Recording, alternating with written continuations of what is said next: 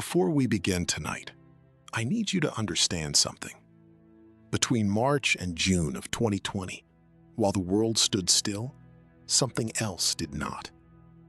Empty streets, empty offices, empty hospitals with too many beds and not enough hands. People locked inside homes they suddenly had to face, alone, for the first time in years. And in that silence, some people say they heard things they were never meant to hear. Tonight, 3 stories, all submitted by viewers from across the United States, all from the lockdown of 2020. Names have been changed, locations kept vague, for reasons you'll understand by the end. I only ask one thing before we start. Turn the lights down, put your headphones on, and remember, March 2020 already felt like a horror movie. These are the stories that made it worse. Let's begin.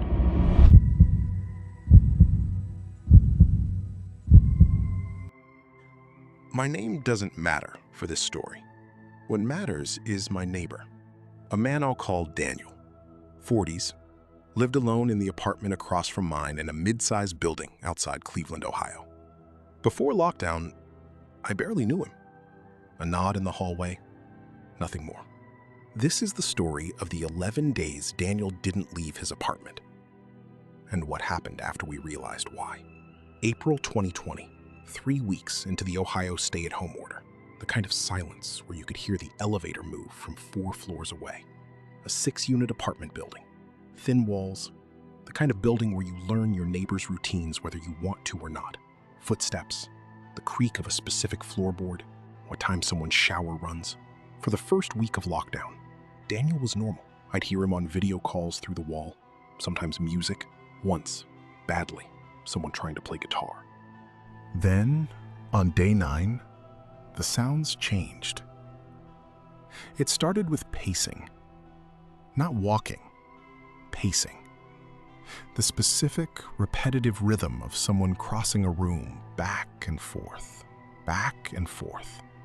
for hours. I noticed it because it didn't stop when I went to sleep. I woke up at 3 a.m. and it was still going. The next day, I heard him talking. Not on a call. There was no ringtone, no one responding. Just his voice. Low, going on for what sounded like an argument. One-sided. I told myself, everyone's losing it a little right now.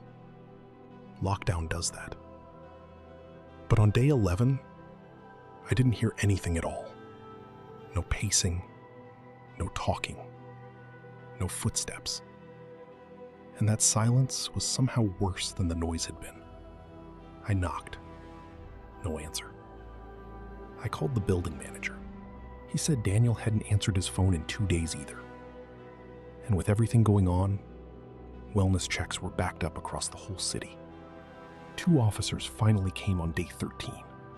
I watched from my doorway as they knocked, announced themselves. And when there was still no answer, used the building manager's master key.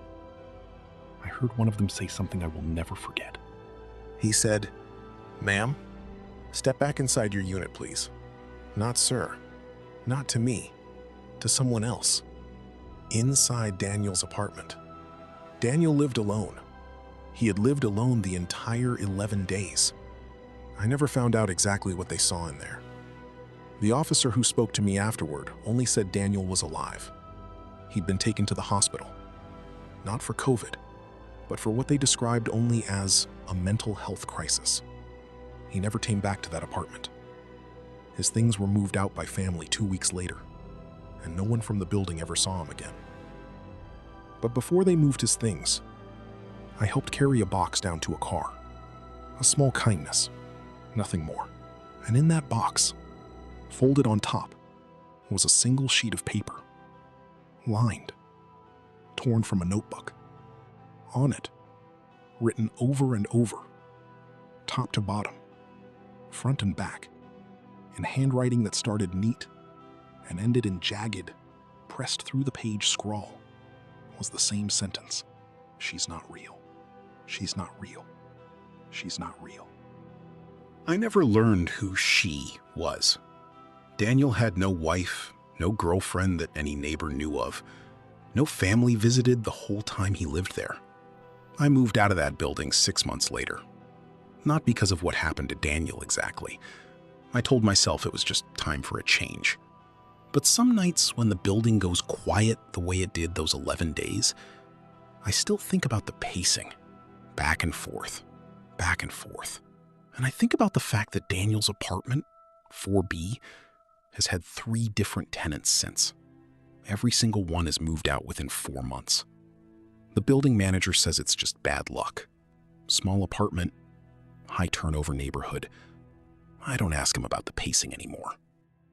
If a story like this has ever happened to you, during lockdown or otherwise, I read every single submission personally.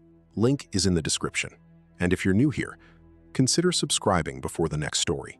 Trust me, you don't want the next one finding you without your finger on that bell already.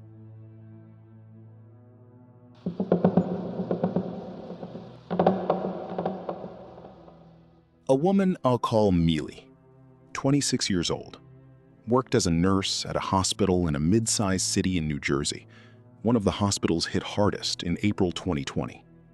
For 3 weeks, Mealy worked overnight shifts and came home each morning to find a small delivery on her doorstep. She had ordered nothing. Late April into May 2020, the peak of the first wave on the East Coast, when hospitals were running out of beds and grocery delivery windows were booked 2 weeks out. A small ground-floor apartment she lived in alone, her family isolating separately to protect her elderly parents. She'd chosen the apartment specifically for its quiet street and low foot traffic. The first package was small, a box of protein bars, left directly in front of her door. No note, no shipping label. She assumed a coworker had left it. Nurses were looking out for each other that month, leaving supplies for one another quietly, without ceremony. The second morning, another box. This time, hand sanitizer and a pack of N95 masks. Items that, at that point in the pandemic, were nearly impossible to buy anywhere. She posted a thank you in her building's group chat. No one claimed it. By the 5th morning, she started to feel uneasy. Whoever was leaving these things knew her exact schedule. Knew she got home at 6:40 a.m., knew to leave the package after she left for her shift at 6:55 p.m. the night before, knew never to be seen. She checked her building's exterior camera footage, accessed through the building manager. The angle didn't quite reach her doorway. Every single time, for 11 straight nights, whoever left the packages walked in from just outside the camera's frame and left the same way. On the 12th night, the delivery changed. It wasn't supplies this time. It was a folded piece of paper taped to her door at eye level, a height meant to be seen immediately, not left carelessly on the ground like the others. Written on it, in small, careful handwriting, "Thank you for saving people. I wanted to save you too, but I don't think I can protect you from what's inside anymore. Lock your windows tonight." Millie called the police. They came, checked the apartment, found nothing. No forced entry, no signs of disturbance. They told her it was likely a well-meaning but troubled admirer, and to change her locks as a precaution. She did. That night, exhausted from a 14-hour shift, she fell asleep almost immediately. She woke up at 3 a.m. to the sound of her bedroom doorknob turning. Slowly. Not forced. Turning the way someone turns a handle when they already know it's locked, and they're testing it out of habit rather than hope. She didn't move. She didn't breathe. She counted. She told me she counted, because it was the only thing that kept her from screaming. And the handle turned for exactly 11 seconds before it stopped. Then, silence, and a voice, so quiet she wasn't sure if she imagined it, on the other side of the door. Not yet. Millie moved out within the week, staying with a coworker until she could find a new place. She never told her parents what happened. She didn't want to add fear to a year that had already given them enough. The delivery stopped the day she left. No more packages. No more notes. She still doesn't know who left them or who tested that door. only that whoever it was close enough to know her schedule down to the minute, and specific enough with the word protect that even now she isn't sure if she should have been more afraid or less. She kept the note. She showed it to me once.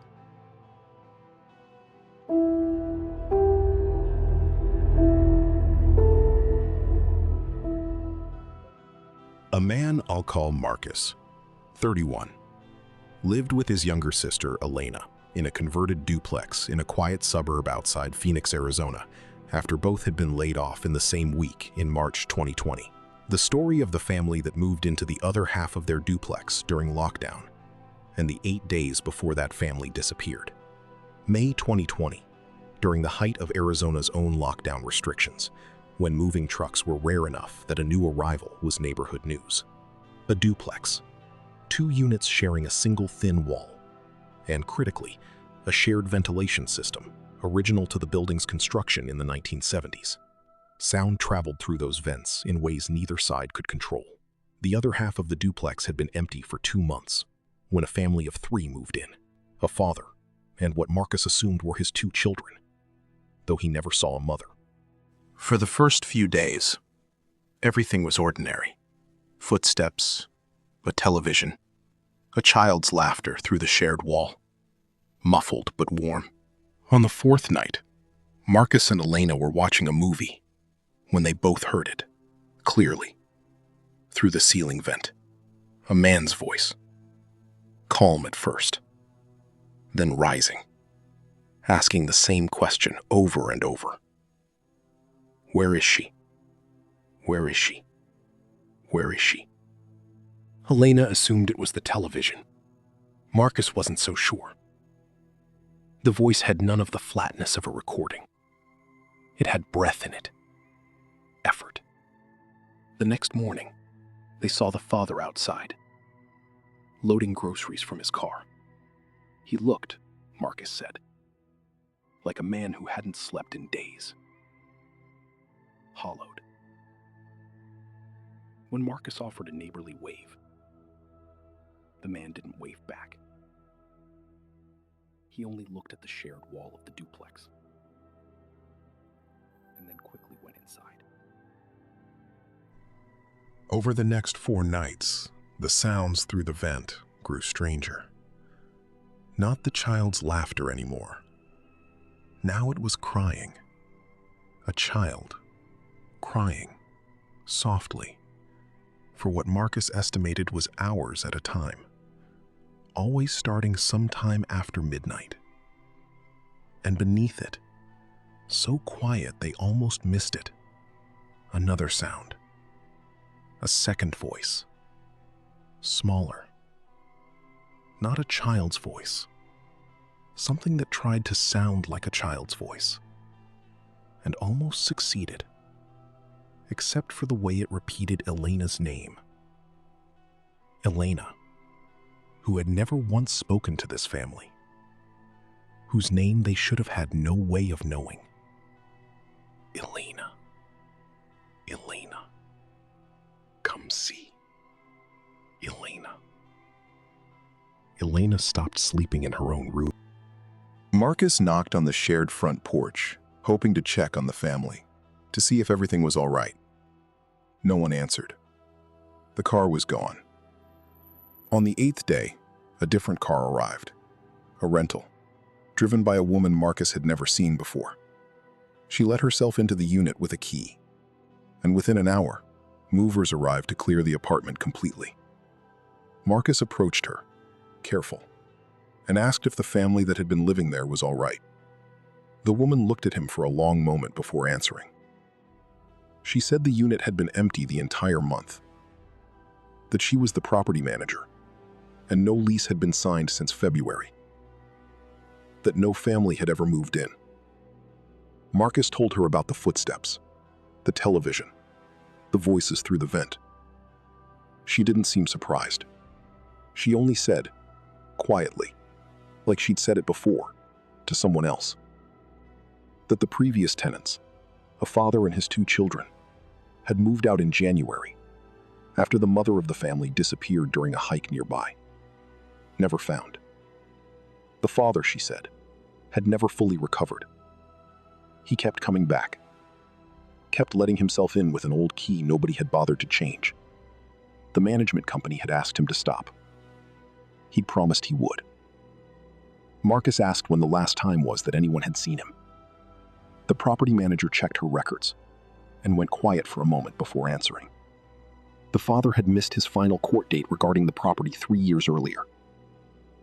He had been reported missing by his own family shortly after. He had never been found either.